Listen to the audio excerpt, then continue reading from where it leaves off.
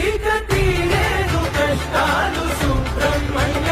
వచ్చి దీవించు మమ్మల్ని ఓ పింగళ చెడ్డ మనసుల్ని పరిమార్చు ఓ సంగయ్య తోడుగా ఉండి కరుణించు మా షణ్ముఖ చుట్టుమున్నది నీ రూపమే పూషుడా జరగబోయేది నీ తలపే ఓ మురుగయ్య దేవలోకాన్ని కాచేది నీవే కదా వాకును తప్పదిక్కేది లేదోరయ్యా